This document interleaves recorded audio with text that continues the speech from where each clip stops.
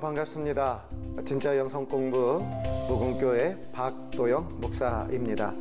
오늘은 세 번째 시간으로 하나님이 이루신다 라고 하는 그런 주제를 가지고 우리 함께 은혜를 나눌까 합니다.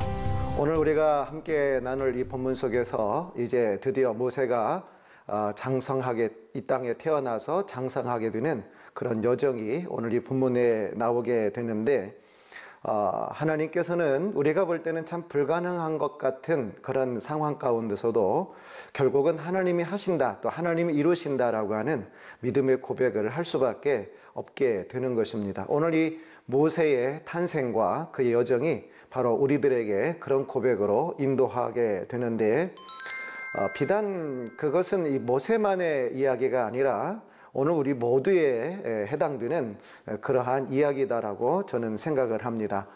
저는 저희 교회에서 성도님들하고 종종 인사를 나눌 때 이런 멘트를 해요. 지금이 행복입니다. 또 지금이 축복입니다. 라고 그렇게 인사를 하도록 그렇게 권면을 하는데, 곰곰이 생각을 해보면 하나님의 은혜라고 하는 것이 멀리 있는 것이 아니다라고 하는 것이죠.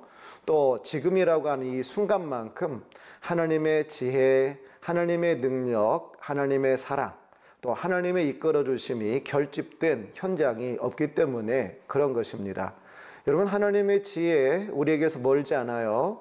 하나님의 능력 우리에게서 멀리 있지 않습니다. 바로 지금 이 순간이야말로 우리를 인도하시는 하나님의 그 인도하심, 또 우리와 이제까지 우리를 인도하시고 돌보시는 그 하나님의 돌보심의 총 열매가 오늘이기 때문에, 또 오늘은 내일로 나아가는 하나님의 인도의 여정이기 때문에 저는 그렇게 성도들에게 인사를 하죠. 지금이 행복입니다. 지금이 은혜입니다. 라고 하는 그런 고백을 드리게 되는데, 지난 명절 때 우리 한 성도님께서 고향에 갔다 오셔서 저에게 아주 귀한 선물을 하나 주셨는데, 대추였어요. 그런데 제가 조금 과장을 붙일게요. 사과만한 대추가 있었는데 저는 깜짝 놀라서, 아니 대추가 이렇게 클 수가 있을까 싶을 정도로 그렇게 큰 대추였어요. 그 대추를 보면서 또 오늘 우리가 함께 나눌 은혜를 생각을 하면서, 여러분도 아시죠? 대추 한 알이라고 하는 우리 장석주 선생님의 시가 생각이 났어요. 적의 저절로 붉어질 리가 없다. 저 안에 태풍 몇 개, 저 안에 벼락 몇 개. 적의 저 혼자 둥그러질 리는 없다라고 하는, 그렇게 해서 시작이 되고 또 마치게 되는 그런 시, 여러분도 아마 기억나실 거예요. 저는 그 시를 접할 때마다 참 대단하다라고 하는 우리 시인들의 그 탁월한 그런 시성들을 생각해 볼 수밖에 없어요. 대추 한 알 속에 어떻게 저렇게 표현을 할 수 있을까 싶은 거예요. 그런데 한편으로 영성도 그와 같다라는 생각을 금할 길이 없습니다. 대추 하나를 보고 거기에 태풍이 들어가고 거기에 벼락이 들어갔다라고 표현할 수 있다라고 하는 것, 또 대추 한 알 속에 서리가 내리고 또 땡볕에 두어 달 동안 그렇게 지내온 대추 한 알의 그 과거의 이력들, 이런 것들을 생각해낼 수 있다라고 하는 것은 우리가 일상생활 가운데서 흔히 그냥 건너머 버리기 쉬운 그러한 삶의 사건들, 또 어떤 순간들 속에서 아하, 여기에 하나님의 지혜가 있고 하나님의 은혜가 있구나, 이것이 하나님의 뜻하심이었구나, 이게 하나님의 사랑이었구나 라고 깨달아지는 것이 영성이기 때문에 그런 것입니다. 대추 한 알 속에 태풍과 또 벼락이 들어가는 이 놀라운 신비 앞에 우리 인생도 마찬가지 아니겠어요? 우리 지극히 평범한 인생인 것 같지만, 그러나 그렇지 않죠. 위대한 하나님의 사랑, 위대한 하나님의 은혜가 우리의 삶 가운데 있게 되는 것이고, 또 그것을 바라보는 것이 마치 시인이 시성이 일어나듯이 우리 크리스찬들이 하나님의 은혜를 생각하면서 영성이 일어나는 것이기 때문에, 저는 그렇게 이 시인의 마음은 곧 영성의 마음과 통한다라고 그렇게 생각을 해요. 원래의 시의 뜻은 물론 그런 뜻은 아닌 것이 분명하지만, 저는 또 한편으로 우리 크리스찬 관점에서, 영성의 관점에서 그렇게 이 대추 하나리다라고 하는 이 시를 또 그렇게 이야기하고 싶어요.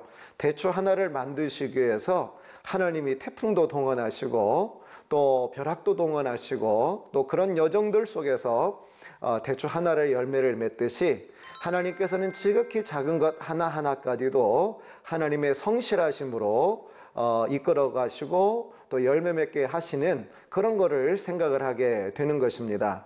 우리 일상생활 가운데 우리가 볼 때는 참 아무것도 아닌 것 같고 그저 우리가 주목하지 못할 것 같은 그런 일들 속에서도 사실은 하나님의 심오한 은혜가 있기 때문에, 그래서 정말 대추 하나 속에 그렇게 놀라운 삶의 비결, 또 이 세상의 모든 비결이 있듯이 우리 개개인의 한 사람 한 사람의 인생 속에도 그렇게 하나님의 놀라운 은혜가 있다라고 하는 그런 이야기인 것입니다. 다시 말씀드리면 지극히 평범한 것 같은 것 속에서도 정말 하나님의 섭리하심이 느껴지는 것, 바로 그것이 영성인데, 그래 결국은 일상의 가장 평범한 것들을 통하여 하나님은 하나님의 뜻을 이루신다라고 하는 거예요. 바로 그게 오늘 주제 중에 굉장히 중요한 핵심 사항입니다. 하나님이 이루신다. 그런데 하나님이 하나님의 뜻을 어떻게 이루시느냐? 지극히 평범한 일상의 삶을 통하여 우리가 볼 때는 아무것도 아닌 것 같지만 바로 그 평범한 속에 하나님의 역사가 흘러가고 하나님의 지혜가 통하고 하나님의 사랑이 통한다라고 하는 그런 말씀을 드리고 싶습니다. 오늘 이 모세가 태어나는 요 정도 그런 거예요. 혹시 여러분 기억나시는지 모르겠어요. 우리 세상 속의 크리스찬에게 있어서 이 세상이라고 하는 거는 지극히 역사적이고 또 정치적이고 문화적이고 또 사회 집단적이다라고 하는 그런 말씀도 제가 드렸습니다만은 거기에 빼놓을 수 없는 것이 우리의 일상이죠. 우리 일상생활 가운데서 우리는 영성으로 살아가게 되는데, 또 마찬가지 하나님의 역사가, 또 하나님의 섭리하심이 우리 일상을 통하여 그렇게 하나님의 섭리가 흘러오고 흘러가며 또 하나님께서 일상을 통하여 하나님의 뜻을 이루신다라고 하는 것입니다. 바로 읽으려고 하는 이 본문의 말씀인데, 잠깐 제가 하나님의 말씀을 여러분에게 받들어서 봉독하겠습니다. 출애굽기 2장 1절에서 10절의 말씀입니다. 레위 가족 중 한 사람이 가서 레위 여자에게 장가들어 그 여자가 임신하여 아들을 낳으니 그가 잘생긴 것을 보고 석 달 동안 그를 숨겼으나 더 숨길 수 없게 되매 그를 위하여 갈대 상자를 가져다가 역청과 나무 진을 칠하고 아기를 거기 담아 나일 강과 갈대 사이에 두고 그의 누이가 어떻게 되는지를 알려고 멀리 섰더니 바로의 딸이 목욕하러 나일강으로 내려오고 시녀들은 나일강가를 건널 때에 그가 갈대 사이의 상자를 보고 시녀를 보내어 가져다가 열고 그 아이를 보니 아기가 우는지라 그가 그를 불쌍히 여겨 이르되 이는 히브리 사람의 아기로다. 그의 누이가 바로의 딸에게 이르되 내가 가서 당신을 위하여 히브리 여인 중에서 유모를 불러다가 이 아이에게 젖을 먹이게 하리이까. 바로의 딸이 그에게 이르되 가라 하매 그 소녀가 가서 그 아기의 어머니를 불러오니 바로의 딸이 그에게 이르되 이 아기를 데려다가 나를 위하여 젖을 먹이라. 내가 그 삭슬 주리라. 여인이 아기를 데려다가 젖을 먹이더니 그 아기가 자라매 바로의 딸에게로 데려가니 그가 그의 아들이 되니라. 그가 그의 이름을 모세라 하여 이르되 이는 내가 그를 물에서 건져 내었음이라 하였더라. 오늘 출애굽기 2장 1절에서 10절의 말씀입니다. 하나님께서 하나님의 뜻을 어떻게 이루시고 계시는 것인가, 세 가지만 오늘 여러분에게 말씀드리고 싶은데, 첫째는 하나님께서는 우리의 일상의 생활 통하여 하나님의 뜻을 이루신다라고 하는 말씀입니다. 우리 일상은 하나님의 역사에게서 결코 멀지 않다라고 하는 거예요. 하나님의 역사는 뭐 특별하게 어떤 사건을 통하여서만 하나님이 하나님의 역사를 이루시는 것이 아니라 우리의 지극히 일상의 소소한 생활 하나하나가 하나님의 뜻과 통하고 또 하나님의 사랑과 통하고 하나님의 섭리하시는 도구의 그 현장일 수 있다라고 하는 그런 말씀입니다. 오늘 말씀에 보면 모세의 탄생 이야기인데 이 어떤 다른 탄생처럼 하나님께서 먼저 신탁하시는 또 어떤 미리 사인을 주시고 또 예언을 해주시는 그런 말씀은 하나도 없습니다. 그냥 지극히 평범한 일상의 삶을 이야기하고 있는데 1절의 말씀에 보면 레위 가족 중 한 사람이 가서 레위 여자에게 장가 들었다라고 말씀하고 있어요. 여기 무슨 하나님께서 장가 들으라 라고 너는 이 여자와 결혼하라 그런 어떤 말씀도 없어요. 우리의 결혼을 통하여 하나님이 놀라운 일을 이루실 것이니까 우리 결혼하자 이런 것도 없어요. 그냥 그것이 끝이에요. 모세가 이 땅에 태어나게 된 그런 배경을 이야기하고 있는데 출애굽기 6장 20절에 가면 이 모세의 아버지는 아드람이고 또 어머니는 요게벳으로 그렇게 나오게 되는데 이들이 서로 사랑했어요. 그리고 장가 들었어요. 그리고 아내가 임신을 했습니다. 그리고 이들 사이에서 아들이 출산을 하게 되는데 그런데 이 역사가 평범한 역사 같지만 위대한 하나님의 섭리가 있는 하나님께서 아브라함에게 약속하셨던 그 언약의 통로가 되는 것을 알 수가 있다라고 하는 이야기인 것입니다. 여러분 지극히 일상적인 거 아니에요? 이번 주에도 저희 교인 중에 이제 결혼식이 있어서 저희가 거기에서 참여를 해야 하는데 오늘 이 모세의 가정 어머님 아버님이 만나는 것도 또 결혼식을 하는 것도 또 가정을 이루는 것도 지극히 마찬가지다라고 하는 이야기인 것입니다. 그러나 바로 그 일상의 평범함 그 속에 바로 하나님의 위대한 역사가 있게 되는데 사실은 그냥 일반의 평범한 그런 청춘 남녀의 결혼이었지만 사실은 하나님의 나라에서 하나님의 역사에서는 굉장히 중요한 그러한 결혼식이었고 또 가정이었고 임신과 또 출산이었다라고 하는 그런 말씀을 드리고 싶습니다. 하나님께서 세례 요한처럼 이 천사를 보내주셔서 수태고제를 하신다든지 예수님처럼 또 그런 경우도 있지만 전혀 그렇게 하지 않고도 하나님께서 하나님의 사람을 또 하나님의 역사를 우리 삶 가운데 보내주시고 역사를 이루시는 그런 경우가 있다라고 하는 그런 말씀입니다. 하나님이 일하시는 것이 굉장히 요란할 수가 있어요. 막 폭풍이 몰아칠 수가 있고 바다가 갈라질 수가 있고 오병이의 놀라운 역사가 일어날 수가 있고 그냥 무덤 문이 확 열리는 그런 역사도 물론 하나님이 주관하시는 놀라운 역사이지만 아무런 소리도 안 들리는 간밤에 이슬이 내리는 것처럼 또 가랑비에 옷을 젖는 것처럼 하나님께서 하나님의 역사를 이루시는 그 방법 속에는 너무나도 고요하고 너무나도 조용하게 어떻게 보면 우리가 볼 때는 하나님은 침묵하고 계신 것과 같은 그 침묵 속에서 사실은 위대한 하나님의 역사가 진행되고 있다라고 하는 그런 말씀입니다. 하나님께서 우리 일상 안으로 들어오시면 그러는 거예요. 하나님이 우리 문화 안으로 들어오시고 하나님이 우리 하루하루의 개인적인 시간 스케줄 속에서 우리가 만나는 사람 속에서 우리가 하고자 하는 생각 속에서 우리 계획 속에 들어오시면 그게 하나님의 역사가 되게 되는 것입니다. 그러니까 하나님은 못하실 일이 없으신 것은 무엇입니까? 하나님이 천지 모든 만물을 창조하시고 오늘도 세상 역사를 주관하시는 위대한 하나님이시지만 지극히 정말 지렁이와 같은 우리의 실존의 현장 속에 그 위대하신 하나님의 섭리가 그렇게 묻어져 간다라고 하는 거 여러분 생각을 해보십시오. 얼마나 정말 위대한 그것 때문에 더 하나님은 위대하게 느껴지는 거 아니겠습니까? 하나님이 저 천상에만 계시고 하나님이 한번 당신의 뜻을 이루시려고 하면 천군 천사가 막 다 동원이 되고 또 세상 역사에 지진이 일어나고 이런 식으로 하나님께서 하나님의 역사를 이루시는 것만 아니라 가장 아무것도 아닌 사람을 통하여 가장 높게 들어 사용하시고 가장 가장 평범한 그런 일상의 삶을 통하여서도 하나님의 위대한 역사가 이루어진다라고 하는 그런 말씀입니다. 그렇기 때문에 우리의 일상의 말, 우리 일상의 생각, 우리 일상의 선택, 우리 일상의 습관이나 풍습들, 그것이 결코 하나님에게서 멀리 있지 않는 것이고 우리는 주 안에 있다라고 하는 이 생각, 이 믿음이 우리들에게는 필요하다라고 생각을 합니다.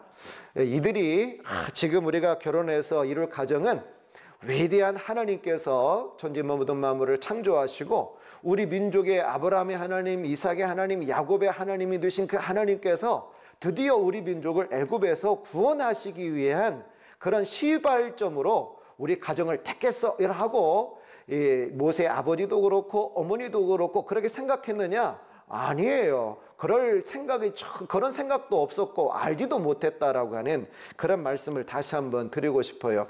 우리가 이 임신함을 통하여 장차 위대한 하나님의 섭리가 이루어질 것이다. 그런 것이 아니다라고 하는 거예요. 그런 의미에서 보면 참 하나님이 일하시는 것은 너무나도 그렇게 섬세하시고 하나님이 역사하시는 것은 너무나도 그렇게 은밀한 가운데 하나님의 역사가 이루어지게 되는데 그런 하나님의 일하심을 우리가 생각할 때 우리는 절대로 하나님의 앞모습을 볼 수도 없고 하나님의 옆모습도 볼 수가 없고 우리는 지나간 하나님의 발자취만 볼 수밖에 없는 것이 우리의 모습인 것 같습니다. 출애굽기 나중 후반부에 가면 모세가 시내산에서 이제 하나님을 배웁는 그런 장면 여러분 혹시 기억나실까 모르겠습니다. 그때 모세가 하나님의 얼굴을 보여달라고 그러잖아요. 그러니까 하나님이 이렇게 말씀하십니다. 나를 본 자는 살 자가 없다. 나를 보고 살 자가 없다. 그러면서 내 영광이 지나갈 때 내가 너를 얼굴을 가릴 것인데 하나님께서 말씀하시기를 내가 내 등을 볼 것이다 라고 그렇게 하나님이 말씀하시게 되는 내용 여러분 기억나실 것입니다. 여러분 절대로 우리는 하나님과 동행한다. 내가 지금 이것이 하나님이 동행이다 라고 교만하게 이야기할 것도 못 되고 또 내 옆에 하나님이 너무 안 계신다라고 그렇게 생각할 필요도 없습니다. 하나님은 놀랍게 역사하실 뿐만 아니라 은밀하게도 역사하시고 우리는 지난 세월을 돌이켜볼 때 이것이 하나님의 역사였구나. 이래서 하나님이 이런 역사를 이런 뜻을 이루셨구나 라고 하는 것을 우리가 알 수 있다라고 하는 이야기인 것입니다. 오늘 이 평범한 이 모세의 가정의 일상을 통하여 하나님께서는 우리 일상의 삶을 통하여 하나님의 섭리가 이루어지게 되는데 조금 더 오늘 이 본문의 내용을 우리 한 번 더 깊이 들어갈 필요가 있다라고 생각을 해요. 무엇을 말씀드리고 싶은가? 이것입니다. 모세 어머니가 모세를 배웠어요. 임신을 했어요. 그런데 여러분 혹시 이 출애굽기 1장의 배경을 여러분 아시잖아요? 어떤 아이든지 사내 아이가 태어나면 강에 던지라라고 하는 그런 왕의 지엄한 명령이 이미 선포된 그게 법이에요. 누구나 따를 수밖에 없는 그런 상황 가운데서 아기가 출산을 했어요.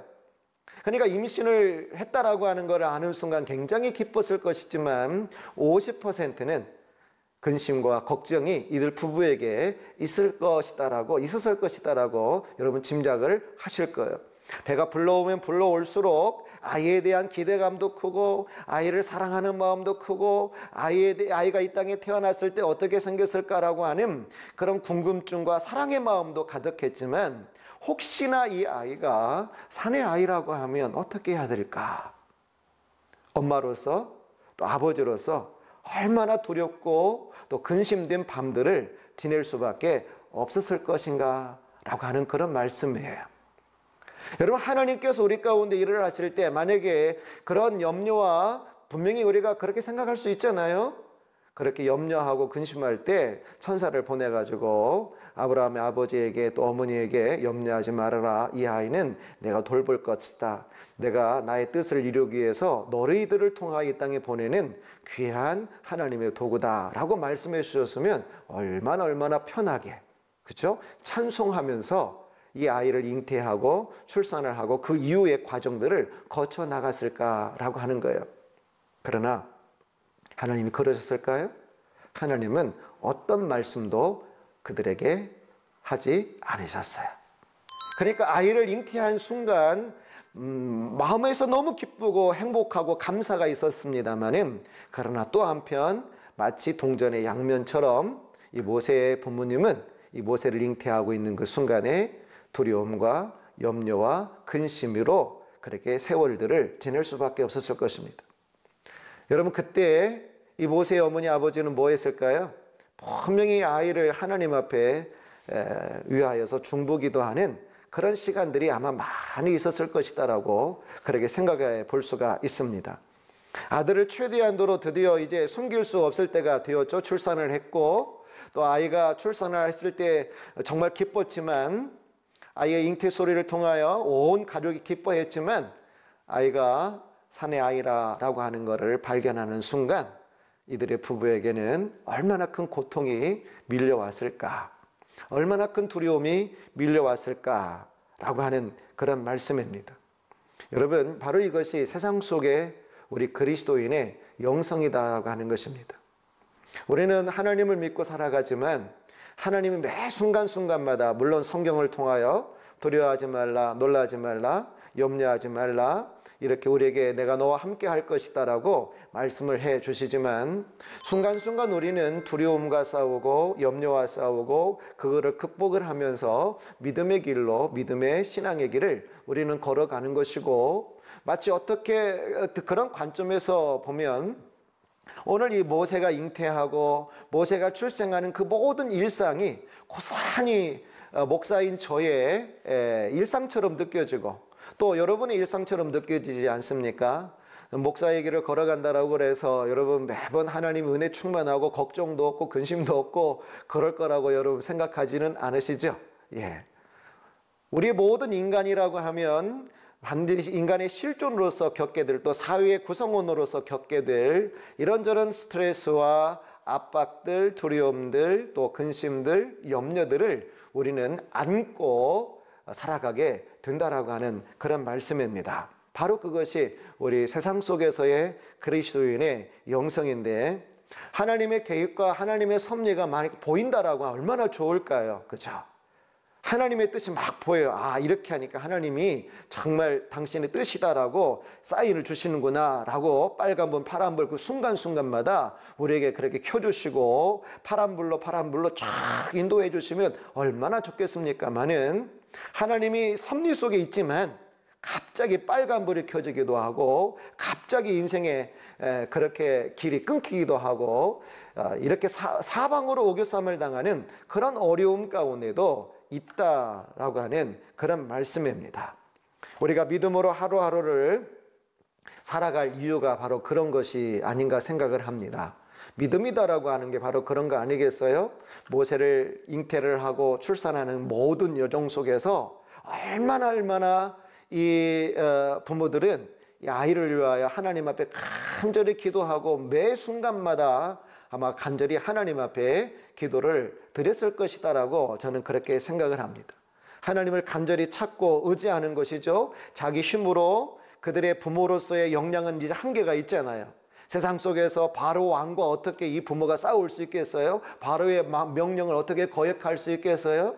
그 세상 앞에서 부모가 해줄 수 있는 것은 이것밖에 되지 않는다라고 하는 그 한계 속에서 전지 모든 만물을 창조하신 하나님, 이 아들을 하나님께 의탁합니다. 하나님 의지합니다. 하나님 부탁합니다. 하나님 역사해 주십시오. 책임져 주십시오. 라고 하는 간절한 기도가 이 부모님들에게는 분명히 있었을 것이다 라고 하는 이야기인 것입니다. 여러분, 우리는 그런 거에 세상 속에서 그리스도인의 영성이라고 하는 것은 다른 것이 아니에요. 대산을 넘어 험곡에 가도 빛 가운데로 걸어가는, 우리 이 세상 속에서 힘들고 어려운 여정들이 있어요. 힘을 내십시오. 또 두려움이 있겠지만 그러나 극복을 하십시오. 전혀 우리가 주님의 길을 걸어간다 할 때 두려움도 없고 염려도 없고 그런 것이 아니다라고 하는 거예요. 오히려 두려움 속에서 우리는 주님을 찾고, 우리는 근심 속에서 주님의 이름을 부르고, 우리는 연약함 속에 세상 앞에서 우리가 너무너무 연약하니까 강하시고 힘이 되시고 능력이 되시는 하나님을 붙들고 살아나가는 것, 바로 그 순간 우리 연약함이 하늘로 이어지는 통로가 되는 것이고, 내 근심이 변하여 두려움이 변하여 찬송이 되게 만드는 것, 또 그렇게 찬송하면서 이 세상을 걸어 나가는 것이 우리 그리스도인들, 이 세상 속에서의 우리 그리스도인들의 모습이 또 영성의 길이라고 생각을 합니다. 또 한 가지, 여러분, 그러므로 우리는 삶의 현장이야말로, 우리의 일상이야말로 바로 하나님의 임재의 현장이 될 수 있다. 또 넉넉하게 하나님은 능히 우리의 작은 부분 하나하나마다 그렇게 대추 한 알처럼 하나님께서 심혈을 기울이시고 사랑을 기울이시는 그 현장이 나라고 하는 사실을 기억을 할 수 있기를 바랍니다. 두 번째로는 하나님은 우리의 지혜와 상식을 통해서 하나님의 뜻을 이루신다라고 하는 말씀을 드리고 싶습니다. 아이가 출산을 해서 이제 석 달이 되었는데 이제는 떠나 보내야 되는 그런 때가 되어서 더 이상 숨길 수가 없어요. 아이의 울음소리도 막 커지고, 그죠? 더 이상 아이를 어떻게 할 수 없는 최대 임계치에 이 부모가 놓이게 되었을 때에 어떻게 했을까요? 오늘 우리가 알고 있는 대로 나일강에 갈대 상자를 만들어오고 또 그리고 역청을 발라서 결국은 띄어보내게 되는 그런 상황을 그들이 맞이하게 됩니다. 배가 불러와서 그때도 힘들었지만 또 아이가 출산해서 기쁨과 함께 또 다른 슬픔이 그들에게 있었습니다만은 이 3개월째, 석 달째 되는 이때에 이 부모의 마음은 얼마나 힘들고 어려웠을까요? 차라리 뱃속에서 사산이 되었다든지 그렇게 되었다라고 하면 미련을 갖지 않을 것인데, 더군다나 3개월 동안에 이 아이의 젖을 먹이면서 얼마나 이 정말 눈에 넣어도 아깝지 않는 아들로 그들이 이 부모가 여겨지게 되었을까요? 사람은 바로 낳은 순간도 있지만 3개월 동안에 얼마나 빵긋빵긋 이 아이가 부모를 향하여 자기들을 위하여 웃어주는 웃음을 통하여 얼마나 행복했을까. 그런데 드디어 이 3개월 더 이상 숨길 수 없어서 내어보내야만은 이 순간 처절하잖아요. 너무 긴박하잖아요. 이때 하나님이 탁 나타나셔서 염려하지 말아라. 그러면 얼마나 좋을까. 때로는 하나님이 짓고 주신 것 같으죠. 하나님의 계획과 하나님의 뜻들을, 또 하나님의 분명한 말씀들을 우리 가운데 우리의 귀로 들을 수 있도록 그렇게 해주신다라고 하면 참 좋겠습니다마는, 그러나 하나님은 믿음으로 행하라고, 보지 못하는 가운데도 들리지 아니하는 가운데도 믿음으로 걸어가라라고 때로 우리들에게 그렇게 이 땅의 고난과 역경을 극복을 하면서 길을 걸어가도록 만드는 것 같습니다. 그런데 제가 오늘 이 두 번째, 우리의 지혜와 상식을 통하여 하나님의 뜻을 이루신다라고 말씀했는데, 결국은 이 모세 아버지가 또 부모가 만드는 이 갈대 상자, 인간의 지혜의 총칙이죠. 총합이죠. 갈대 상자를 해서 방주 모양을 만들어서, 배 모양을 만들어서 이 아이를 떠나보내는 것 최선의 방법인데, 바로 그렇게 해서 결국은 어디로 연결되는 거예요? 바로 애굽의 공주의 품 안까지 가게 되는 이 여정을 여러분 생각을 해보십시오. 하나님께서는 위대한 하나님의 역사를 전적인 하나님의 능력으로 이루시기도 하지만, 우리의 아이디어, 우리의 지혜, 우리의 고민, 또 그 순간순간마다 양념처럼 들어가는 게 있죠. 우리 그리스도인들은 기도하는 거죠. 갈대 상자를 만들면서 얼마나 기도를 했을까요? 하나님, 이렇게 저는 여기밖에 제가 해줄 것이 없습니다. 하나님, 정말 이 아이 정말 눈물 납니다. 보낼 수 없지만 보낼 수밖에 없는 이 상황 가운데 이렇게 갈대 상자를 만듭니다. 악어의 밥이 되지 않게 해주시고 수장되지 않게 하시고 부디 이 아이의 내일을 하나님 책임져 주십시오 라고 하는, 여러분, 갈대 상자라고 하는 것은 부모의 지혜였고 최선이었어요.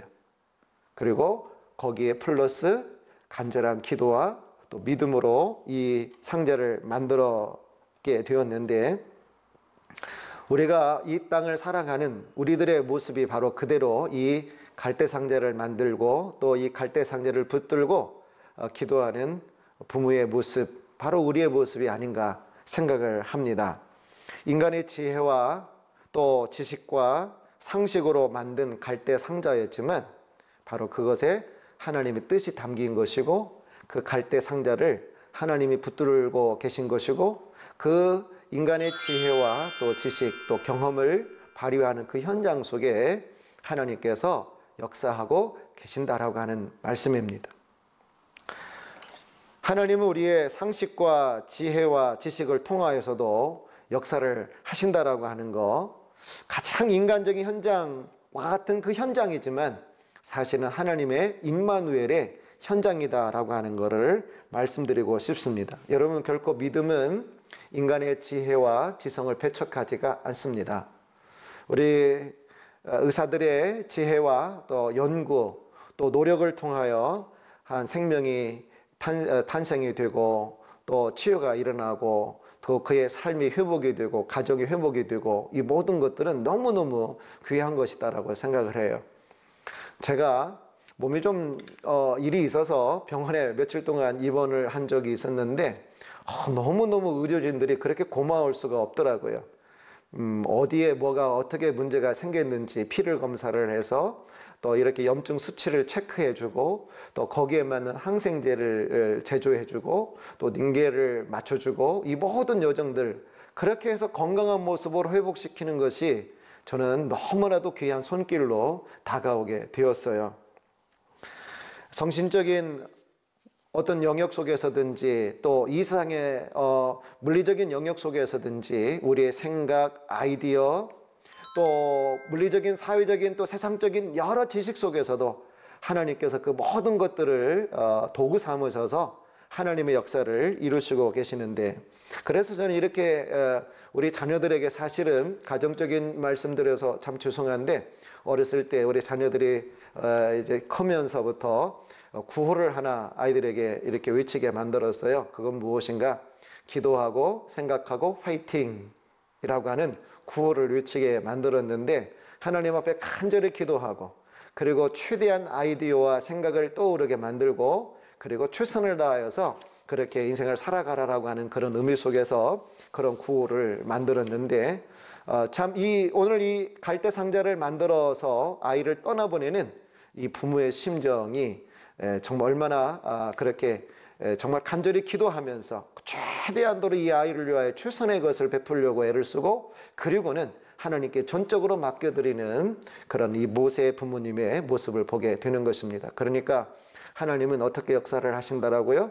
우리의 지성과 우리의 지식과 우리의 경험 이 모든 것들을 동원하셔서 하나님은 하나님의 뜻들을 이루시고 계신다라고 하는 것입니다. 그리고 오늘 세 번째입니다. 첫 번째는 무엇입니까? 우리의 일상을 통하여서도 하나님이 하나님의 뜻을 이루시는 것이고, 우리의 지혜와 경험을 통하여 상식을 통하여서도 하나님이 하나님의 뜻을 이루시는 것인데, 오늘은 또 세 번째로 하나님께서 애굽의 권세를 이용하셔서 하나님의 뜻을 이루시고 계신 것을 여러분에게 말씀드리고 싶습니다. 나일강이라고 하는 것은 이집트 백성들에게는, 이집트인들에게는 굉장히 신성시하는 그런 강이다라고 하는 거 여러분 아실 거입니다. 거기서 경배하기도 하고 예배를 드리기도 하고 또 어느 일정인 영역 속에서는 종교적인 의미와 함께 목욕을 하고 또 다산과 또 안녕을 기원하는 그런 마음으로 목욕을 하곤 했다라고 하는 그런 이야기가 있는데, 아마 왕실을 위해서 귀족들을 위한 특별한 그런 장소가 있었을 것이라고 생각을 합니다. 바로 그런데 그 장소에 이 바로 왕의 공주가 나타나게 되고 결국은 이 아이를 모세를 발견을 하게 되는데, 이 아이의 울음소리와 함께 또 이 공주는 사실은 무남동녀였다라고 그렇게 성경학자들은 이야기를 하거든요. 무남동녀에다가 그 다음에 아이의 울음소리 또 불쌍히 여기는 마음이 함께 총체적으로 이 공주의 마음에 들어오게 된 거예요. 그리고 그때 미리암이 나타나서 이야기를 하죠. 당신을 위하여 히브리 여인 중에 한 사람을 유모로 불러다 드리겠까요? 라고 이야기하는 것이 오늘 여러분 이 타이밍이나 이 모든 것들이 얼마나 하나님께서 참 멋지게 섭리하고 계신 것인가를 알 수가 있습니다. 이 아이를 데려다가 나를 위하여 젖을 먹이라, 그리고 삭슬 줄 것이다 라고 이 공주가 그렇게 이야기를 하게 되는데, 생각을 해보면 얼마나 놀라운 이 공주의 이야기인지 모르겠어요. 삭슬, 자식을 버릴 수밖에 없는 그런 상황에도 불구하고 자기의 이 자식을 다른 모든 사람들은 다 버려야 돼요. 그런데 자기 자식을 자기 품 안에 자기 젖을 먹이면서 그렇게 키울 수 있다라고 하는 거, 이 아이를 자기 품 안에 자기 젖을 먹이면서 그리고 자기 히브리인의 교육을 시키면서 키울 수 있다라고 하는 것이, 이게 하나님의 섭리가 아니고 무엇이냐라고 하는 거예요.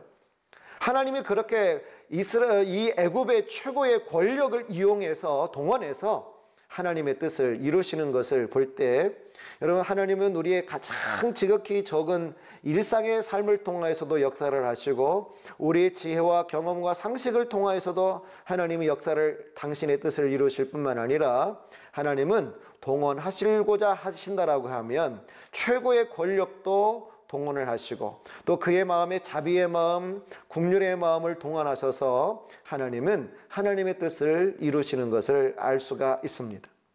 우리가 알고 있는 대로 느부갓네살 이 바벨론의 침입으로 말미암아 유다가 완전히 1차, 2차, 3차 멸망을 하게 되잖아요.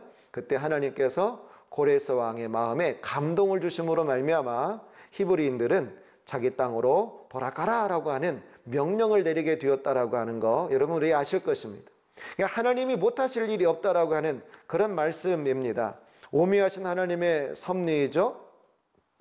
히브리인들은 대부분 3살까지 아이를 젖을 먹이면서 그렇게 키웠다라고 그래요. 또 어떤 경우에는 7살까지 젖을 먹이는 경우도 있다라고 그러는데 좀 너무한 것 같죠? 어쨌거나 그렇게 해서 모세의 어머니가 요게벳이 모세를 젖을 먹이면서 그렇게 키우고, 나중에는 이 아이를 궁중으로 데려가게 되죠. 드디어 바로의 궁중 안으로 모세가 가게 됩니다. 그 궁중에서 스데반의 설교 사도행전에 보면 이 모세는 여기서 히브리인으로서 왕궁의 모든 것을 배웠다라고 그렇게 이야기하고 있는데, 철자법, 문법, 역사, 정치, 여러 가지 외교, 아마 다양한 것들을 이 모세는 이 당시의 최고의 나라인 이 애굽의 궁궐에서 배우면서 자라나게 되게 됩니다. 우리가 알고 있는 이 모세라고 하는 이름은 누가 지어줬습니까? 하나님이 이 아이를 모세라 하라 이렇게 한 거 아니에요. 나중에 히브리의 지도자들이 이 사람은 위대한 우리 민족을 위하여 위대한 일을 했기 때문에 우리 모세라고 부르겠습니다 한 것이 아니라, 사실은 이 모세의 이름을 지어준 것도 바로의 공주였다라고 하는 말씀입니다. 모세라고 하는 말, 원래 이 모라고 하는 말은 물을 뜻하는 것이고, 우세스라고 하는 말이 건져냄을 받다라고 하는 그런 의미가 된다 그러죠. 그래서 원래는 모우세스인데 히브리식으로 불러서 모세라고 그렇게 부르게 된 것인데, 이 모세 이름이 사실은 이방 여인을 통하여 그렇게 부르게 되었고, 이 모세라고 하는 이름을 통하여 이스라엘의 위대한 출애굽의 역사가 시작이 되게 되는 것입니다. 이렇게 해서 모세가 바로 이 애굽의 중앙으로 들어가게 돼요. 이것이 어찌 인간의 지혜로 할 수 있겠느냐라고 하는 거예요. 인간의 방법으로 어찌 이것이 가능할 수 있겠느냐라고 하는 것입니다. 마치 가장 호랑이 굴 속으로 이 아이를 들어보려는 거 아니겠어요? 사실은 바로 왕의 명령에 의해서 히브리 남자아이들은, 사내 아이들은 다 죽이라라고 명령을 내렸는데, 그런데 놀랍죠? 모세는 오히려 애굽 궁궐로 들어가게 됩니다. 하나님께서 그렇게 하신 거예요. 하나님께서 위대한 일들을 그렇게 이루신 거예요. 하나님은 우리가 생각할 수 없는 곳에서 하나님은 당신의 뜻들을 이루시고 계신 것입니다. 어느 누구도 하나님의 발자취를, 하나님의 일하시는 방법을 예측할 수가 없다라고 하는 거예요. 우리는 지나놓고 보면 이게 하나님의 뜻이었고 하나님께서 이렇게 역사를 하셨구나 라고 하는 것을 알 수밖에 없게 되죠. 모세가 오늘 그런 것입니다. 그래서 잠언의 말씀에 보면 여러분도 잘 알고 있는 말씀이죠. 사람이 자기 길을 계획할지라도 그 걸음을 지도하신 것은 누구라고요? 하나님이시다 라고 그렇게 말씀을 하고 계십니다. 우리가 싸울 날을 위하여 마병을 준비하지만 그 승리는 하나님께 속한 것이다 라고 말씀하고 있습니다. 사람이 아니다라고 하는 거예요. 표면적인 역사가 있는가 하면 이면의 역사가 있죠. 드러난 역사가 있는가 하면 드러나지 아니하는 역사가 있죠. 드러난 역사는 사람들의 역사요, 또 위인들의 역사요, 또 이렇게 저렇게 우리 표면적으로 보고 듣고 느껴지는 그런 감각의 역사이지만, 그러나 보이지 아니하는 가운데, 은밀한 가운데 위대한 역사를 이루시는 하나님의 역사가 감추어지게 우리 가운데 있는 것입니다. 우리는 하나님 안에 있고 또 하나님은 우리 안에서 역사를 하십니다. 여러분의 생각 속에서, 여러분의 일상의 삶 가운데서 하나님은 얼마든지 위대한 역사를 이루시고 계신 것입니다. 지금은 아무것도 아닌 것 같고 우리의 삶은 너무나도 비난것 같지만, 그러나 그 작은 일상의 삶이 위대한 하나님의 역사로 이어지고 있다라고 하는 사실을 기억을 했으면 좋겠습니다. 저희 교회에 한 권사님이 계신데 그 부부하고 또 이따금씩 이렇게 같이 식사를 할 기회가 있어요. 여러분 이따금이라고 해서 자주 있는 건 아니고요. 1년에 한 차례나 이런 것인데, 어느 날 이분이 그런 말씀을 하시더라고요. 저도 제 목회 이야기를 좀 나누고, 또 이분도 지난 이야기들을 나누는 과정 가운데서 10년이라고 하는 세월이 금방 훌쩍 갔습니다. 제가 그렇게 이야기를 하니까 그분이 한참 긍정을 하시면서 그래요, 참 세월이라고 하는 것이 그렇게 빨리 지나갔네요. 그러나 그렇게 하루하루, 그 10년은 금방 갔지만 그 10년을 이루는 하루하루는 결코 쉬운 것이 아니었습니다 라고 그렇게 말씀하시는 것이 제 마음에 깊이 각인이 되었어요. 왜냐하면 그분의 이야기를 제가 알거든요. 참 어렵고 힘든 가운데 사업을 했지만 대금을 받아야 되는데 그러나 이 사람들이 대금을 주지 않는 거예요. 그래서 지방으로 쫓아가고 또 이렇게 저렇게 정말 힘들고 어렵게 그 어려운 가운데서도 기업을 일구고, 또 여러 가지 여건에 좋지 않은 그런 여건 속에서도 그렇게 믿음으로 또 기도하면서 또 인내하면서 이제는 다른 사람 보기에도 명실상부한 그런 기업을 경영하고 있으신 그런 분입니다. 그분의 이야기가 제 마음속에 왜 다가오냐면, 우리 하루하루의 일상이라고 하는 것이 사실은 쉽지 않다라고 하는 거예요. 하루하루라고 하는 것이 여러분 얼마나 우리의 감정에 기폭이 있고 이렇게 저렇게 하루에도 우리 생각이 얼마나 많이 변화가 오게 됩니까? 또 하루라고 하는 생활 가운데 자녀의 문제, 또 남편과의 문제, 아내와의 문제, 또 이런저런 일가 형제 친척들과의 문제. 어제도 저희 교회 장례가 났습니다마는 장례가 날 줄 몰랐죠. 그렇지만 그런 일들이 우리 가운데 하루하루라고 하는 그러한 시간들 속에는 그렇게 우리의 고통, 두려움, 염려, 근심 이런 것들이 같이 있을 수밖에 없지만, 우리는 한 가지 있죠. 그 순간순간마다 하나님을 찬송하고 예배하고 기도하고, 그 연약함 속에서 그 상황 가운데서 합력하여 선을 이루실 하나님을 기대하는 거 있지 않습니까? 그러므로 여러분, 하나님이 하나님의 뜻을 어떻게 이루시는 것인가 마무리 지으려고 그래요. 하나님은 지극히 평범한 일상인 것 같지만, 그러나 그 일상이 결코 쉽지가 않은 일상일 수 있지만, 우리는 하나님의 섭리 안에 있고 하나님의 은혜 안에 있고 하나님의 돌보심 안에 있다라고 하는 거 꼭 명심하십시다. 또 하나님이 우리를 위하여 하시려고만 하신다라고 하면 세상의 최고의 권력까지도 동원하실 수 있다라고 하는 사실을 기억하십시다. 모두 다 그렇게 인생을 살아가는 건 아니지만, 하나님이 하시려고만 하면 못하실 것이 없으신 하나님의 능력의 세계인 것입니다.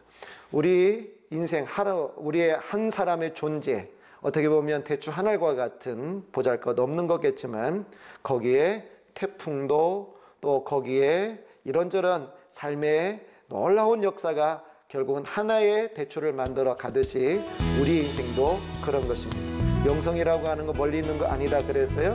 그렇게 작은 일상생활 가운데서 깃들어 계신 하나님의 섭리를 주목할 수 있기를 바랍니다. 감사합니다.